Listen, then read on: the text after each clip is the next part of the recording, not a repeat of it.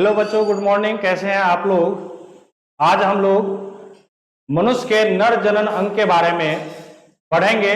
आप लोग वीडियो के अंत तक क्या रहिएगा, जुड़िए रहिएगा, जिससे हम आज क्या करेंगे, एक छोटा छोटा पाठ करके कि हमारा जो नर जनन अंग होता है वह किन किन अंगों से मिल करके क्या बना होता है, उन सभी चीजों के बारे में हम लोग आज क्या करेंगे, पढ़ेंगे। तो बच्चों आप लोग क्या कीजिए, वीडियो के साथ अंत तक क्या जुड़े रहिए।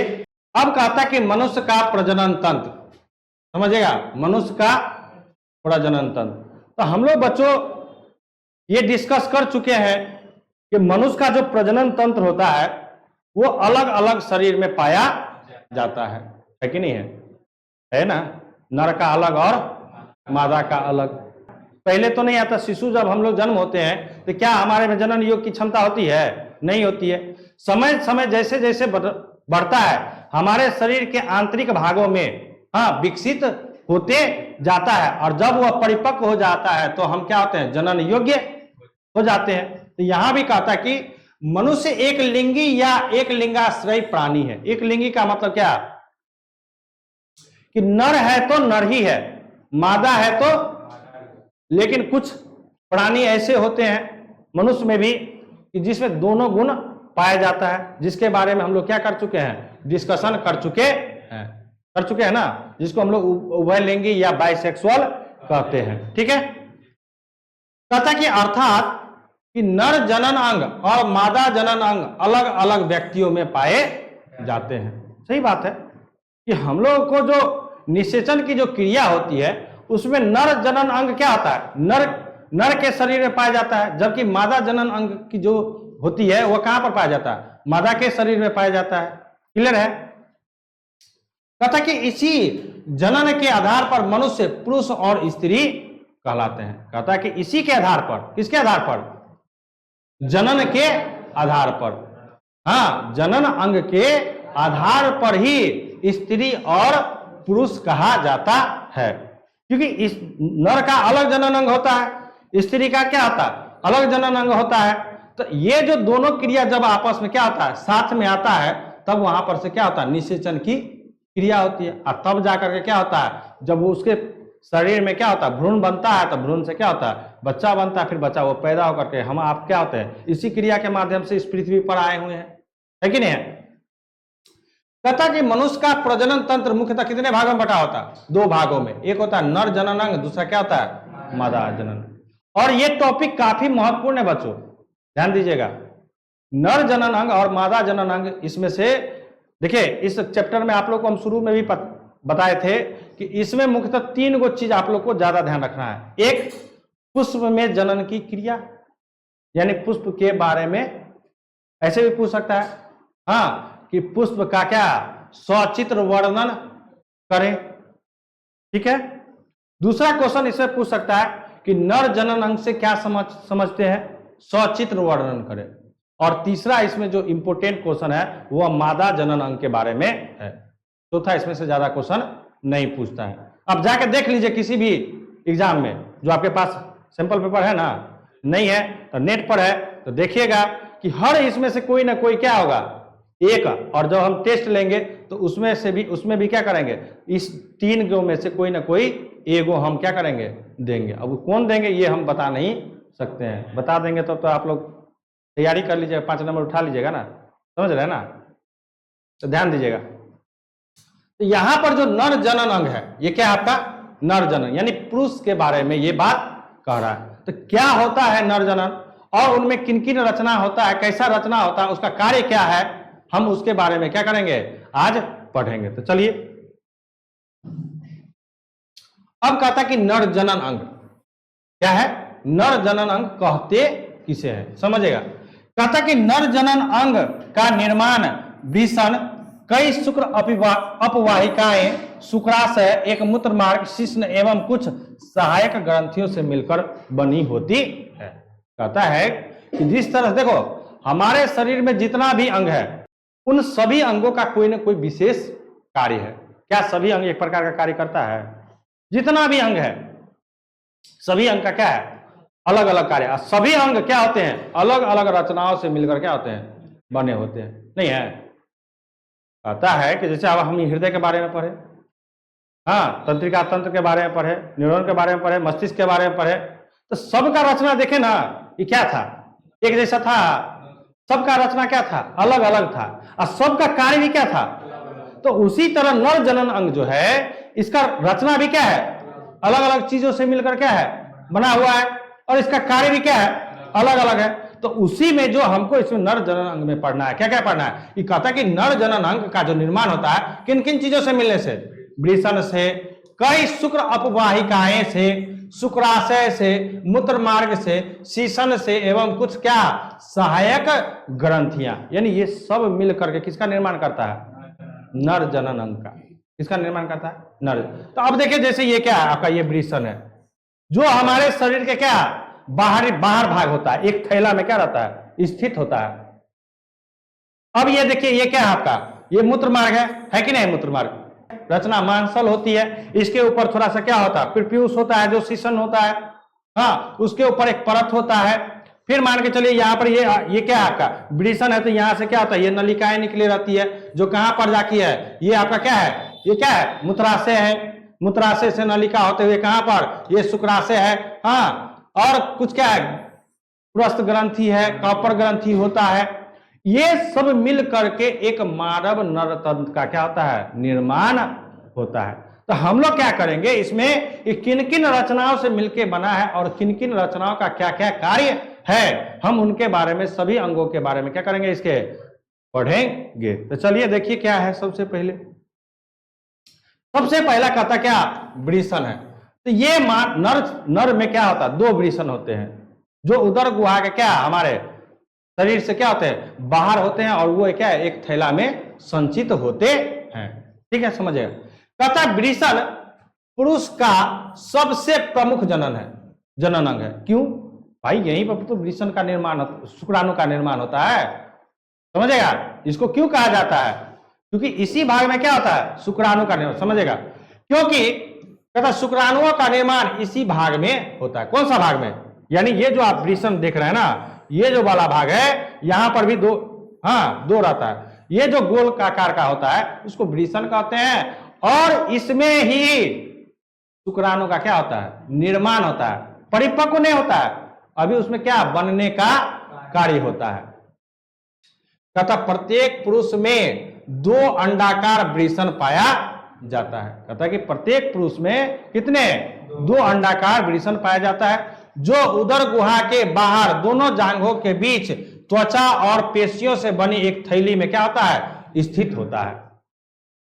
समझिएगा। कहता है कि जो वृषण होता है वो किस आकार का, अंडाकार का होता है। वो कहां रहता है, तो हमारे शरीर के उदर गुहा के बाहर और दोनों जांघों के क्या बीच एक थैली होती है, जिसमें ये क्या रहता है, स्थित होता है, और इसी भाग में क्या होता है, शुक्राणु का निर्माण होता है। कोई दिक्कत है, नहीं समझ में आ रहा है, चलिए।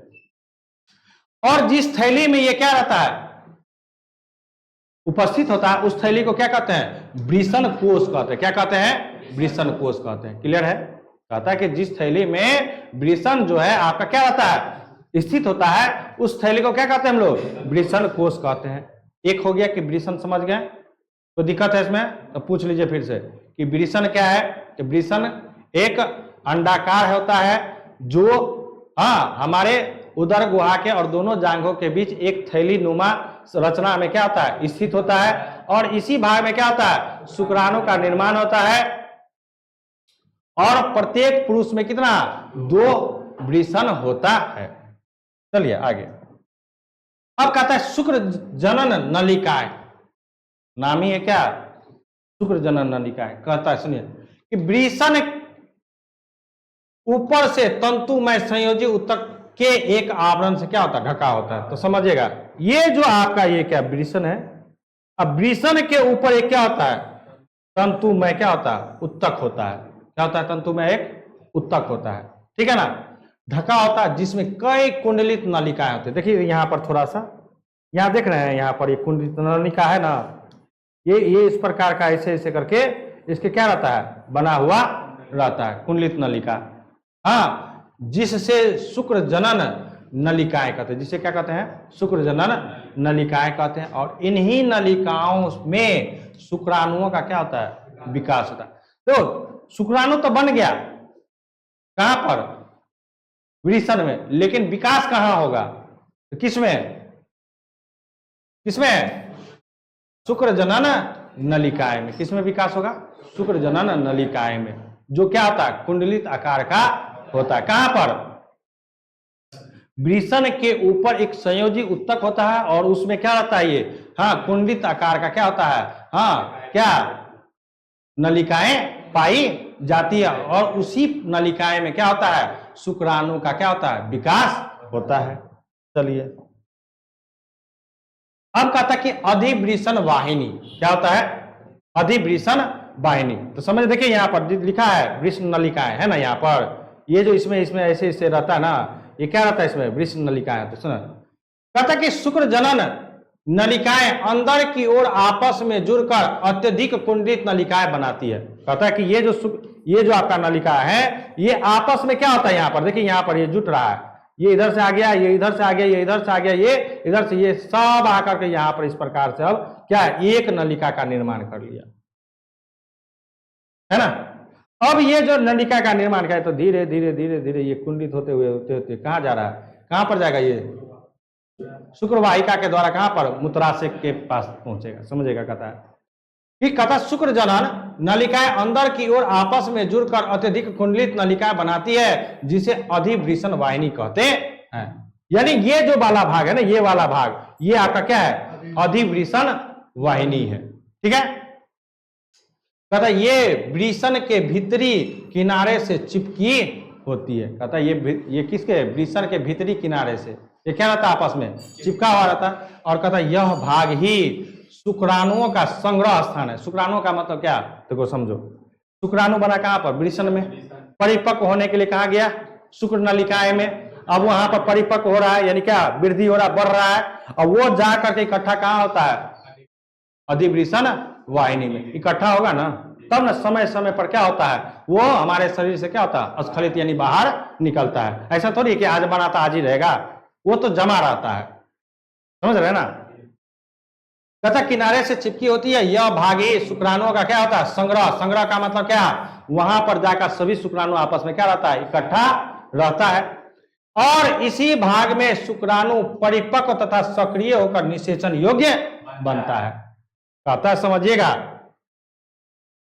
कहता है कि इसी भाग में, किस भाग में, अधिवृषण वाहिनी में ही शुक्राणु जो जमा रहता है, वहां पर वो क्या होगा, परिपक्व होगा। परिपक्व का मतलब क्या, अब जब परिपक्व का मतलब क्या, जनन की क्षमता, यानी कि इस शुक्राणु के माध्यम से जनन की प्रक्रिया में भाग लेगा, तो जनन क्रिया होगी, यानी किसका निर्माण होगा, भ्रूण का विकास होगा। कब, जब मादा के अंडाणु के साथ उसका निषेचन की क्रिया में भाग लेगा तब।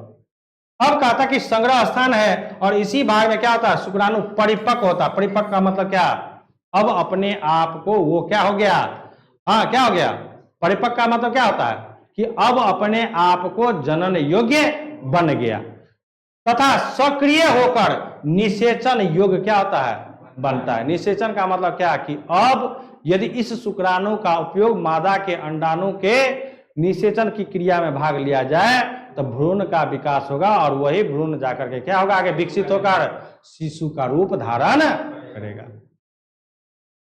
अगला है, कहता है शुक्रवाहिका क्या होता है। अब देखिए क्या है, यहां से ये जो नली आगे की ओर जा रहा है ना, ये क्या आपका शुक्रवाहिका है, ठीक है आपका। तो समझ गए कि सबसे पहले क्या है, ये वृषण है, इसके ऊपर एक तंतु होता है, और तंतु के ऊपर क्या, ये वृषण नलिकाएं होती है जो कुंडलित होती है। ये सभी कुंडलित नलिकाएं आपस में क्या होता है, जुड़ता है, कहां पर, अधिवृषण वाहिनी में बनाता है। अधिवृषण क्या, वहां पर क्या होता है, शुक्राणु का क्या होता है, परिपक्व होता है। हाँ, परिपक्व होने के लिए वहीं से क्या होता है, निषेचन की क्रिया में भाग लेने के लिए सक्रिय हो जाता है। कहता कि अधिवृषण से, अब देखें ना, ये अधिवृषण है ना, अधिवृषण से ही एक नलिकाएं निकलती है, ये नलिका निकलती है। कहता अधिवृषण से निकलने वाली नलिका को ही क्या कहते हैं, शुक्रवाहिका कहते हैं। यानी ये जो अधिवृषण से जो ये नलिका जो निकली हुई है, ये नलिका है ना, इसी नलिका को क्या कहते हैं, शुक्रवाहिका कहते हैं। कहता है कि इसकी लंबाई कितना, 25 सेंटीमीटर। देखिए ये लंबा भी है, लंबा दिख रहा है ना, लंबा है ना, तो कहता कि इसकी लंबाई कितनी होती है 25 सेंटीमीटर। इसकी दीवार मांसल और संकुंचनशील होती है, संकुंचनशील तब ना देखते हैं ना, ये क्या है आपका संकुंचनशील का मतलब क्या, मुड़ा हुआ है ना, है कि नहीं है, सिकुड़ा हुआ है कि नहीं है। तो वही कहता है कि संकुंचनशील होती है जो वृषण के पीछे से समांतर आगे बढ़ती है और मूत्राशय तक, देखिए कहां तक जा रहा है, यही है मूत्राशय ना जी भाग, यही भाग ना मूत्राशय है कि नहीं है ना। ये यहां तक क्या होता है पहुंचने का कार्य करता है। क्लियर है। आगे देखिए, अब कहता कि स्खलन नली, कहता ये दो छोटी नलिकाएं हैं, यहां पर देखिएगा यहां पर समझेगा, यहां पर ये एक भाग है यहां पर, ठीक है, ये पॉइंट आ रहा है, यहां पर आ रहा है ना, इधर से भी आ रहा है, ये आ रहा है। अब देखिए यहां पर एक रचना ये है, एक रचना ये है, ये दिख रहा है आपको, स्पष्ट दिख रहा है ना, ठीक है, ये वाला रचना की बात कर रहे हैं, ठीक है ना, समझेगा। कहता ये दो छोटी नलिकाएं हैं जिसका निर्माण शुक्रवाहिका और शुक्राशय की नलिका से जुड़ने से होती है, समझेगा।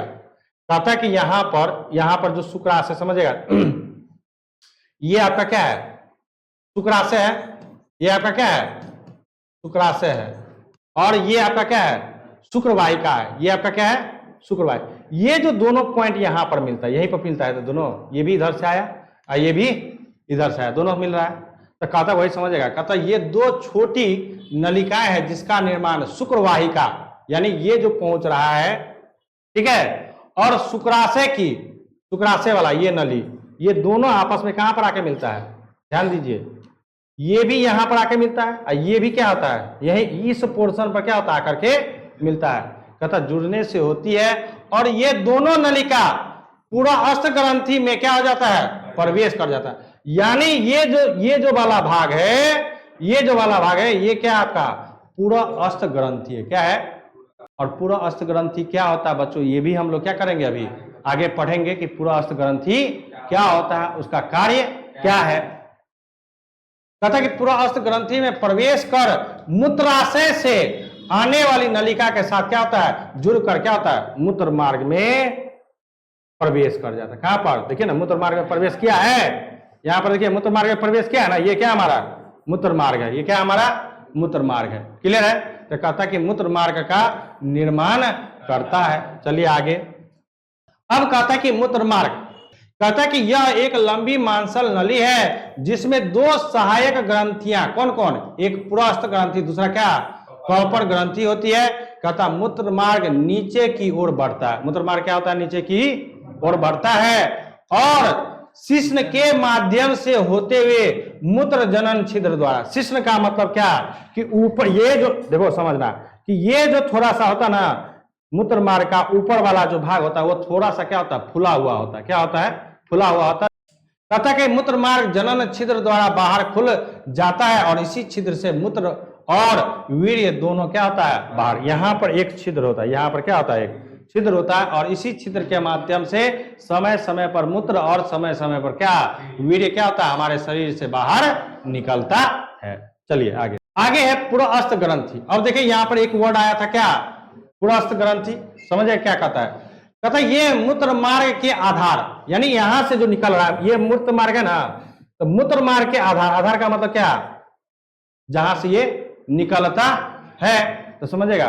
कहता कि यह मूत्र मार्ग के आधार पर स्थित एक छोटी लगभग गोलाकार ग्रंथि है। कहता मूत्र मार्ग के इसी भाग में पुरस्थ नलिकाएं खुलती है जहां पुरस्थ द्रव स्रावित होती है और इसी भाग में ही पुरस्थ द्रव शुक्राणु द्रव शुक्राशय द्रव मिलकर वीर्य बनता है। कहता कि शुक्राणु तो बन गया वहां पर हमारे, कहां पर वृषण में, अब वृषण से कहां पर वो गया, कहां पर वृषण, कौन सा किस नलिका में वृषण नलिकाएं में। अब वृषण नलिका आपस में जुड़ करके क्या बनाता है अधिवृषण, अधिवृषण आपस में जुड़ करके एक नली, अधिवृषण से एक नली निकलती कहां पर शुक्राशय में, और शुक्राशय नली जो जाता है कहां पर आपका, कहां पर मूत्र, कहां पर सॉरी कहां पर मूत्राशय से होते हुए कहां पर जाता है, शुक्राशय और शुक्रवाहिका आपस में मिल जाता है, जहां पर क्या होता है, हाँ, ग्रंथि का क्या होता है, निर्माण होता है। तो उसी में समझिएगा कि यह जो मूत्र मार्ग के आधार पर स्थित क्या एक छोटी लगभग क्या होती है, गोली ग्रंथि होती है, गोलाकार ग्रंथि होती है। कहता मूत्र मार्ग के इसी भाग में पुरस्थ नलिकाएं खुलती है, जहां पर पुरस्थ द्रव स्रावित होती है। क्या होता है, पुरस्थ द्रव स्रावित होती है, और इस भाग में ही पुरस्थ द्रव, शुक्राणु द्रव और शुक्राशय द्रव मिलकर के किसका निर्माण करता है, वीर्य का निर्माण होता है। कहता है कि पुरस्थ द्रव के कारण ही वीर्य में एक विशेष प्रकार का क्या होता है, गंध पाया जाता है, और इसके साथ ही ये वीर्य शुक्राणुओं को क्या करता है, उत्तेजित करता है। क्या चीज के लिए, निषेचन के लिए। कहता है, समझेगा, कहता है कि पुरस्थ द्रव के कारण ही वीर्य में क्या होता है, विशेष प्रकार का गंध होता है, और इसके साथ ही क्या, ये वीर्य को क्या करता है, वीर्य के शुक्राणु को क्या करता है, उत्तेजित करता है। किसके लिए, निषेचन की क्रिया के लिए। चलिए आगे है क्या, कॉपर ग्रंथि। समझेगा, कहता पुरस्थ ग्रंथि के ठीक नीचे, कहता कि पुरस्थ ग्रंथि के, ये पुरस्थ ग्रंथि है, इसके ठीक नीचे यहां पर देखिए ये वाला पार्ट दिख रहा है, ये आपका क्या है, पुरस्थ ग्रंथि है, ठीक है ना। इसके नीचे ठीक क्या है आपका, कॉपर क्या है, ग्रंथि है, ठीक है ना। कहता पुरस्थ ग्रंथि के ठीक नीचे एक जोड़ी छोटी ग्रंथि पाई जाती है, जिसे क्या कहते हैं, कॉपर ग्रंथि कहते हैं। कहता है इसकी नलिकाएं भी कहां पर, तो देखो ना, ये भी कहां जुटा हुआ है, मूत्र मार्ग पे ही ना जुटा हुआ है। कहां जुटा हुआ है, मूत्र मार्ग पे ही ना, जहां से मूत्र मार्ग निकलती वही ना जुटा हुआ है। कहता है कि मूत्र मार्ग में खुलती है, और इसके द्वारा स्रावित द्रव, कहता है कि कॉपर ग्रंथि से जो द्रव स्रावित होती है, यानी निकलती है, कहता है कि वो क्षारीय होती है। वो क्या होती है, क्षारीय, जो मूत्र मार्ग में खुजलाहट और जलन से क्या करता है, बचाने का कार्य करता है। कहता साथ ही ये द्रव, कौन सा द्रव, जो कॉपर ग्रंथि से निकलती है, स्रावित होती है, द्रव स्त्री के साथ संभोग के समय मादा की योनि की अम्लीयता को क्या होता है, नष्ट करता है। कहता है कि मादा के योनि से अम्ल का स्राव होता है, और पुरुष के क्या चीज निकलता है, कॉपर ग्रंथि से क्षारीय द्रव होता है। और वो तो आप लोग को तो हम पढ़ा चुके हैं कि अम्ल और क्षार आपस में जब मिलता है तो क्या बनता है, लवण और जल का निर्माण होता है। यानी क्या, कि वहां पर अम्लीयता को उदासीन करने का काम करता है। यदि अम्लीयता यदि उसकी नष्ट नहीं होगी तो भ्रूण का वो विकास होने ही नहीं देगा।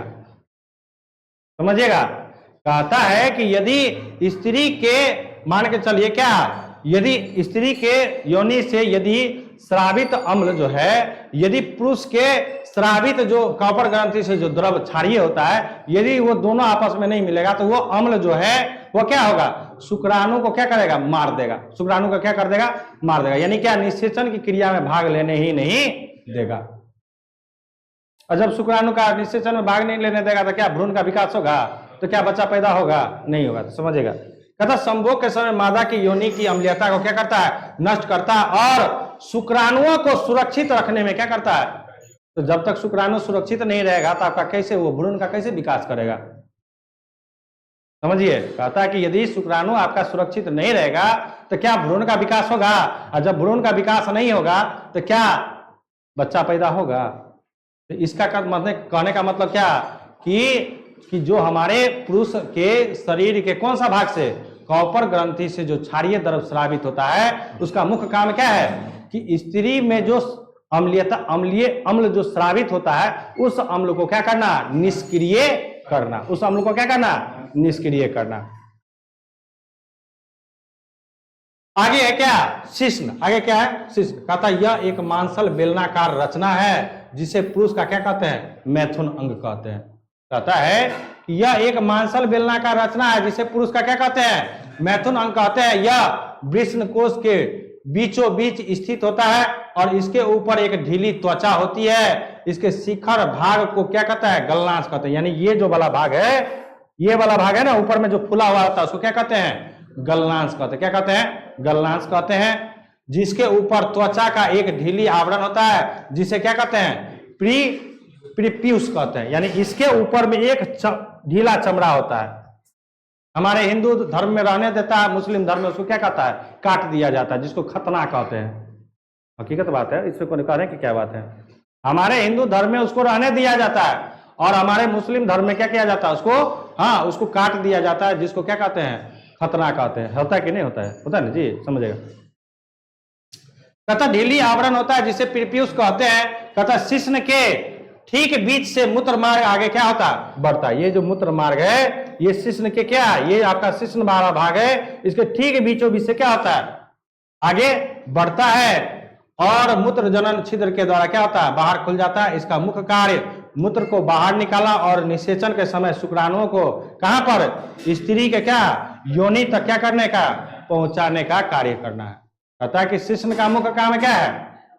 कि ये मैथुन वाला भाग है और ये क्या करता है कि मूत्र मार्ग के द्वारा क्या होता है? इसके बीचों बीच क्या रहता है? मूत्र मार्ग रहता है, जिसके माध्यम से क्या होता है? ये शरीर से क्या होता है? मूत्र और शुक्राणु को दोनों के क्या करता है? बाहर निकालता है। और साथ ही क्या? निषेचन यानी क्या? स्त्री के साथ संभोग करने में इसी अंग का क्या होता है? काम होता है, जहां से वीर्य स्खलित होते कहां पर? मादा के योनि में। क्लियर है?